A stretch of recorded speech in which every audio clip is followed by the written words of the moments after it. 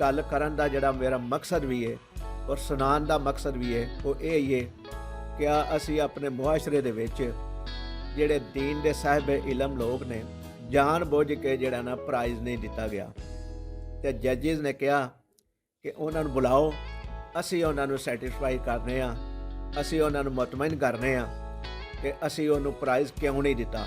मुहम्मद सल्लल्लाहु अलैहि वसल्लम नाम आए तो ये ना जिहड़ा है गरजदार आवाज़ दे नाल लेना चाहिए या बड़े अदब दे नाल लेना चाहिए। बिस्मिल्लाहिर्रहमानिर्रहीम। दोस्तों अस्सलामु अलैकुम। अल्लाह ताला अगे दुआ है तुसी सारे दोस्त सेहत तो तंदुरुस्ती वाली लंबी ज़िंदगी गुजारो और सारी ज़िंदगी खुश खुरम और हसदे खेडते रहो। दोस्तों इस वीडियो नूं आखिर तक लाजमी देखा जे और साडे चैनल नूं भी सबसक्राइब कर लिया जे और घंटी दे बटन नूं भी दबा दिया जे ताकि साडी हर नवीं आने वाली वीडियो का नोटिफिकेशन तुहाडे तक पहुँच सके। दोस्तों अज मैं जिहड़ी तुहाडे नाल अपनी एक स्टोरी शेयर करन लगा वां, वो स्टोरी कुछ इस तरह में कि असी समाजी काम करते सी अपने शहर दे विच और उहदे सिलसिले च असी अक्सर प्रोग्राम्स भी कराया करते सां तालब इलमां दी, स्टूडेंट्स दी और अपने शहरियां दी अवेयरनेस वास्ते। अक्सर असी प्रोग्राम अवेयरनेस दे करते सां और बड़े अच्छे प्रोग्राम करते सां जिन्हां दे विच असी अपने शहर के मुअज़्ज़िज़ीन नूं भी मदऊ करते सां और स्टेज की जीनत बनाते सां। साडी कोशिश ये हुंदी सी कि असी ज़्यादा तो ज़्यादा जिहड़े बच्चे तालीम हासिल कर रहे ने, तालब इलम ने दीन दे या दुनिया दे, उन्हां नूं ज़्यादा अहमियत दईए और उहदे विच असी अक्सर प्रोग्राम इस तरह के रखते हैं कि जिहड़े तालीम के मुतलका हुंदे सन। एक प्रोग्राम असी ऐसा रखिया कि उहदे विच तालब इलमां नूं स्टेज के उत्ते परफॉर्म करन दा मौका फराहम किया। उस प्रोग्राम दे विच असी तकरीरी मुकाबला कराया बच्चियां दे विच, तालब इलमां दे विच मुख्तलिफ स्कूलों नूं मदऊ करके पहलों उन्होंने प्रोग्राम दसिया स्कूलों जाके हाई स्कूलों तक, मिडल भी विच उन्हां दे शामिल सन ते फिर उन्होंने असी एक मौजू दिता कि इस मौजू के उत्ते तुसी बच्चियां नूं तकरीर की तैयारी करवानी है। वो मौजू की सी? इकबाल दा शेर है जिहड़ा उन्हें नबी पाक सल्लल्लाहु अलैहि वसल्लम दे नाल मुहब्बत और अकीदत का इजहार किया है। उस शेर का मैं पहला फिकरा सुना देना तुहानू कि मुहम्मद से वफा तूने तो हम तेरे हैं, ये जहाँ चीज़ है क्या लोह कलम तेरे हैं। मैं पूरा शेर पढ़ दिता है क्योंकि मेरे को रहा नहीं गया कि मैं पूरा शेर ना पढ़ा, वरना असी जिहड़ा बच्चों नूं मौजू दिता सी वो सिर्फ पहला फिक्र ही सी कि मुहम्मद से वफा तूने इन्ना कोई दसिया गया सी। इहदे उत्ते तुसी लब कुशाई करनी है और यही तुहाडा मौजू है तकरीर करन दा।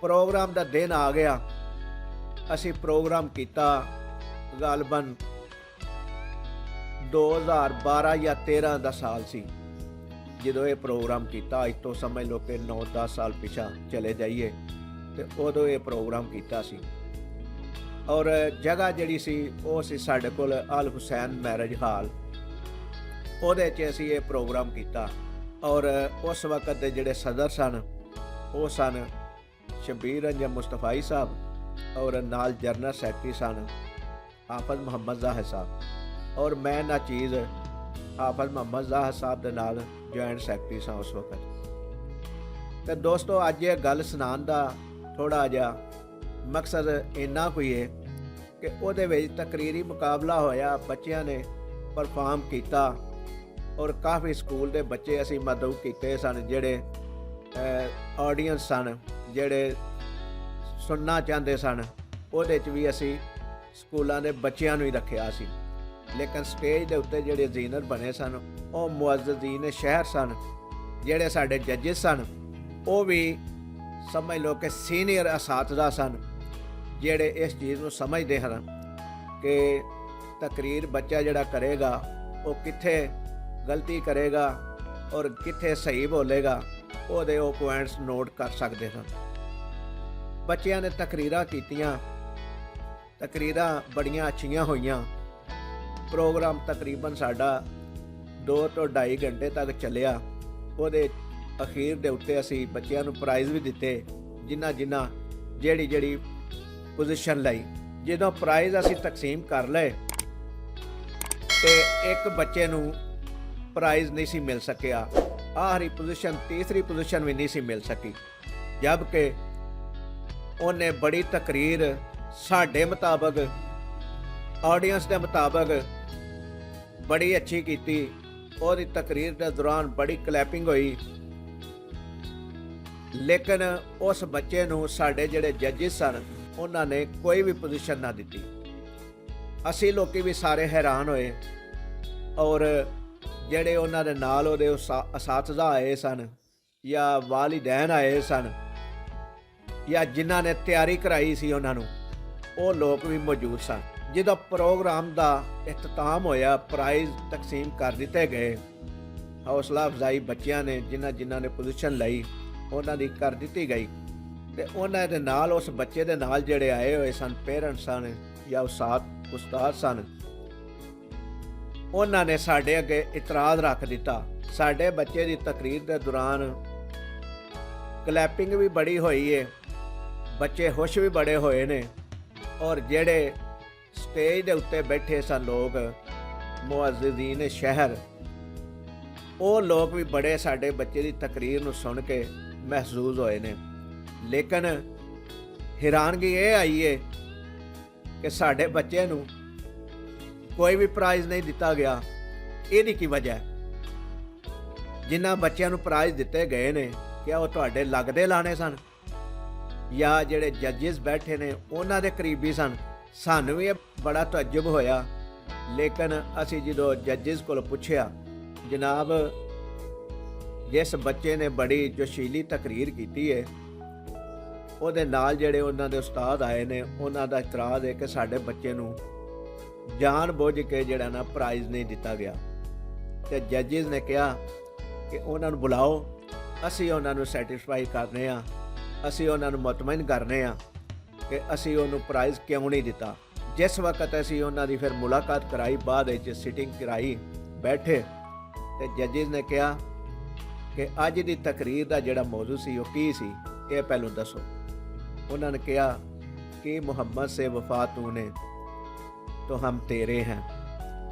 उन्हें कहा मैनू ये दसो कि मुहम्मद किसी आम बंदे का नाम है या उस हसीस का नाम है जिन्होंने असी सारे मानने हैं, जिन्हों का असी कलमा पढ़ने हैं और दिल दे विच बड़ा अदब और एहतराम रखने हैं। उन्हें कहा जी बिल्कुल असी उस नाम ही, उस शेर के मुताबिक ही गल अपने बच्चे की तरबियत की है। ਤੇ ਉਹਨਾਂ ਕਿਹਾ ਕਿ ਮੈਨੂੰ ਇਹ ਦੱਸੋ ਕਿ ਜਿਸ ਵਕਤ ਤਕਰੀਰ ਦੇ ਦੌਰਾਨ ਮੁਹੰਮਦ ਸੱਲੱਲਾਹੁ ਅਲੈਹਿ ਵਸੱਲਮ ਨਾਮ ਆਏ, ਤੇ ਇਹ ਨਾਂ ਜਿਹੜਾ ਹੈ ਗਰਜਦਾਰ ਆਵਾਜ਼ ਦੇ ਨਾਲ ਲੈਣਾ ਚਾਹੀਦਾ ਹੈ ਜਾਂ ਬੜੇ ਅਦਬ ਦੇ ਨਾਲ ਲੈਣਾ ਚਾਹੀਦਾ? ਉਹਨਾਂ ਕਿਹਾ ਜੀ ਬੜੇ ਅਦਬ ਨਾਲ ਲੈਣਾ ਚਾਹੀਦਾ। ਉਹਨਾਂ ਕਿਹਾ ਕਿ ਫਿਰ ਵੀਡੀਓ ਬਣੀ ਹੈ, ਤਕਰੀਰੀ ਮੁਕਾਬਲਾ ਕਰਾਇਆ, ਉਹਨਾਂ ਵੀਡੀਓ ਬਣਾਈ ਹੈ, ਉਹਦੇ ਵਿੱਚ ਤੁਸੀਂ ਆਪਣੇ ਬੱਚੇ ਦੀ ਤਕਰੀਰ ਨੂੰ ਖੁਦ ਸੁਣ ਲਵੋ ਕਿ ਉਹਨੇ ਜਦੋਂ ਮੁਹੰਮਦ ਨਾਂ ਆਇਆ ਸੱਲੱਲਾਹੁ ਅਲੈਹਿ ਵਸੱਲਮ ਤੇ ਗਰਜਦਾਰ ਆਵਾਜ਼ ਦੇ ਨਾਲ ਬੋਲਿਆ, ਜਿਸ ਤਰ੍ਹਾਂ ਕਿ ਸਾਨੂੰ ਇਹ ਲੱਗਦਾ ਸੀ ਕਿ ਇਹ ਤਕਰੀਰ ਹੋ ਸਕਦਾ ਸਿਆਸੀ ਸਟੇਜ ਤੇ ਕਰਦਾ ਹੋਵੇ, ਤੇ ਜਿੱਥੇ ਸਿਆਸਤਦਾਨ ਲਲਕਰਦੇ ਨੇ ਨਾਂ ਲੈ ਕੇ, ਤੇ ਸਾਨੂੰ ਮਹਿਸੂਸ ਇਸ ਤਰ੍ਹਾਂ ਹੋਇਆ ਕਿਉਂਕਿ ਆਪ ਸੱਲੱਲਾਹੁ ਅਲੈਹਿ ਵਸੱਲਮ ਦਾ ਨਾਮੇ ਨਾਮੀ ਜਦੋਂ ਲਿਆ ਜਾਏ ਤੇ ਬੜਾ ਅਦਬ ਨਾਲ ਲਿਆ ਜਾਂਦਾ ਹੈ। ਲਿਹਾਜ਼ਾ ਤੁਹਾਡੇ ਬੱਚੇ ਨੇ ਤਕਰੀਰ ਤੇ ਬੜੀ ਅੱਛੀ ਕੀਤੀ ਹੈ ਮਾਹੌਲ ਦੇ ਮੁਤਾਬਕ। ਮਾਹੌਲ ਜਿਵੇਂ ਦਾ ਸਮਝਦਾ ਹੈ, ਜਿਵੇਂ ਦਾ ਸੋਚਦਾ ਹੈ, ਜਾਂ ਜਿਵੇਂ ਦਾ ਉਹਨਾਂ ਨੂੰ ਲਹਿਜਾ ਪਸੰਦ ਹੈ ਮਾਹੌਲ ਨੂੰ, ਉਸ ਤਰੀਕੇ ਦੇ ਨਾਲ ਤਕਰੀਰ ਤੁਹਾਡੇ ਬੱਚੇ ਨੇ ਬੜੀ ਅੱਛੀ ਕੀਤੀ ਹੈ। ਲੇਕਿਨ ਅਸੀਂ ਜਿਹੜਾ ਚੀਜ਼ ਨੂੰ ਜਾਂਚਨੇ ਆ, ਅਸੀਂ ਜਿਹੜੀ ਚੀਜ਼ ਨੂੰ ਪਰਖਨੇ ਆ, ਲਫ਼ਜ਼ਾਂ ਦਾ ਉਤਾਰ ਚੜਾਓ, ਬੋਲਣ ਦਾ ਅੰਦਾਜ਼, ਉਹਦੇ ਮੁਤਾਬਕ ਬੱਚਾ ਤੁਹਾਡਾ ਬਿਲਕੁਲ ਜ਼ੀਰੋ ਵੇ। ਇਹ ਗੱਲ ਸੁਣ ਕੇ ਸਾਨੂੰ ਵੀ ਗੱਲ ਦੀ ਸਮਝ ਆ ਗਈ ਕਿ ਜਦੋਂ ਨਬੀ ਪਾਕ ਸੱਲੱਲਾਹੁ ਅਲੈਹਿ ਵਸੱਲਮ ਦਾ ਨਾਮੇ ਲਿਆ ਜਾਏ ਤੇ ਬੜਾ ਅਦਬ ਦੇ ਨਾਲ ਔਰ ਬੜੇ ਅੱਛੇ ਅੰਦਾਜ਼ ਦੇ ਨਾਲ ਧੀਮੇ ਲਹਿਜੇ ਦੇ ਵਿੱਚ ਨਾਮ ਲੈਣਾ ਚਾਹੀਦਾ, ਕਿਉਂਕਿ ਅਦਬ ਦਾ ਇਹ ਮਕਾਮ ਹੈ। ਉਹ ਫਿਰ ਉਸਤਾਦ ਜਿਹੜੇ ਸਨ ਉਸ ਵਕਤ ਉਹਨਾਂ ਵੀ ਇਸ ਚੀਜ਼ ਨੂੰ ਮਹਿਸੂਸ ਕੀਤਾ ਔਰ ਸਮਝਿਆ ਕਿ ਆਇੰਦਾ ਵਾਸਤੇ ਅਸੀਂ ਵੀ ਅਗਰ ਕਿਸੇ ਬੱਚੇ ਨੂੰ ਤਿਆਰੀ ਕਰਾਵਾਂਗੇ ਤੇ ਅਸੀਂ ਅਦਬ ਦਾ ਲਿਹਾਜ਼ ਜ਼ਰੂਰ ਰੱਖਾਂਗੇ ਔਰ ਅਦਬ ਦੇ ਜਿਹੜੇ ਪਹਿਲੂ ਨੇ ਉਹਨਾਂ ਦੇ ਉੱਤੇ ਜ਼ਰੂਰ ਕੋਸ਼ਿਸ਼ ਕਰਾਂਗੇ ਅਮਲ ਕਰਨ ਦੀ।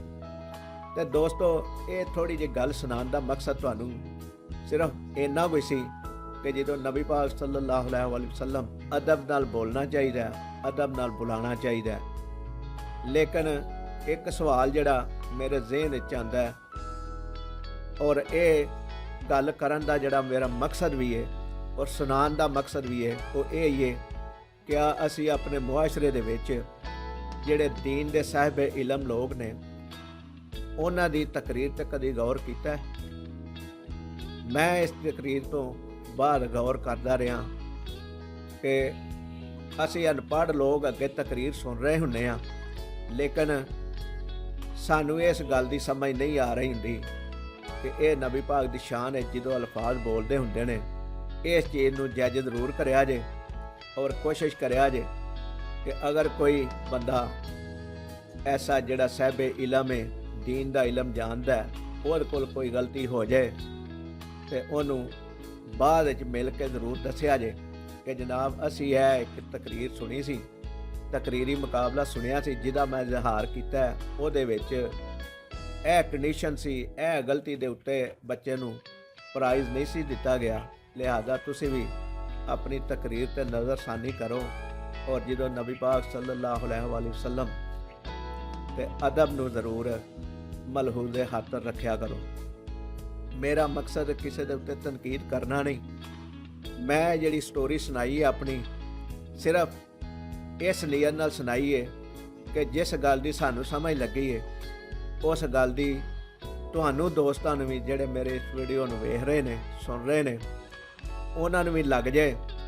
ਸਵਾਲ ਕਰਨਾ ਗੁਨਾਹ ਨਹੀਂ ਹੈ, ਕਿਉਂਕਿ ਜਿੰਨਾ ਤੱਕ ਤੁਸੀਂ ਸਵਾਲ ਨਹੀਂ ਕਰੋਗੇ ਤੁਹਾਡੇ ਇਲਮ ਵਿੱਚ ਇਜ਼ਾਫਾ ਨਹੀਂ ਹੋ ਸਕਦਾ। ਤਨਕੀਦ ਨਾਲ ਨਹੀਂ, ਅੱਛੇ ਜ਼ਿਹਨ ਦੇ ਨਾਲ, ਤਾਂ ਕਿ ਤੁਹਾਡੇ ਇਲਮ ਵਿੱਚ ਇਜ਼ਾਫਾ ਹੋਵੇ, ਇਸ ਨੀਅਤ ਦੇ ਨਾਲ ਸਵਾਲ ਕਰਿਆ ਜੇ। ਬਹੁਤ ਸਾਰੀਆਂ ਦੁਆਵਾਂ ਦੇ ਨਾਲ ਮੈਨੂੰ ਦਿਓ ਇਜਾਜ਼ਤ। ਅੱਲਾਹ ਤਾਲਾ ਤੁਹਾਨੂੰ ਵੀ ਸਿਹਤ ਤੇ ਤੰਦਰੁਸਤੀ ਵਾਲੀ ਲੰਬੀ ਜ਼ਿੰਦਗੀ ਦੇਵੇ, ਇਸੇ ਤਰ੍ਹਾਂ ਦੀਨ ਦੇ ਉੱਤੇ ਵੀ ਅਮਲ ਕਰਨ ਦੀ ਤੌਫੀਕ ਦੇਵੇ, ਦੀਨ ਦੀ ਗੱਲ ਨੂੰ ਸਮਝਣ ਦੀ ਤੌਫੀਕ ਦੇਵੇ। ਅੱਲਾਹ ਤਾਲਾ ਸਾਰਿਆਂ ਨੂੰ ਖੁਸ਼ੋ ਹੁਰਮ ਰੱਖੇ। ਅੱਜ ਲਈ ਇੰਨਾ ਹੀ, ਅਗਲੀ ਵੀਡੀਓ ਤੱਕ ਲਈ ਇਜਾਜ਼ਤ ਦਿਓ। ਔਰ ਜ਼ਰੂਰੀ ਗੁਜ਼ਾਰਿਸ਼ ਇਹ ਵੇ ਕਿ ਮੇਰੀ ਇਸ ਵੀਡੀਓ ਨੂੰ ਅਗਰ ਤੁਸੀਂ ਪਸੰਦ ਕੀਤਾ ਹੈ ਤੇ ਇੱਕ ਕਮੈਂਟ ਜ਼ਰੂਰ ਕਰਿਆ ਜੇ, ਆਪਣੀ ਰਾਏ ਜ਼ਰੂਰ ਦਿਆ ਜੇ। ਇਸ ਵੀਡੀਓ ਨੂੰ ਲਾਈਕ ਕਰੋ, ਸ਼ੇਅਰ ਕਰੋ ਤੇ ਚੈਨਲ ਨੂੰ ਸਬਸਕ੍ਰਾਈਬ ਕਰੋ। ਅੱਲਾਹ ਹਾਫਿਜ਼।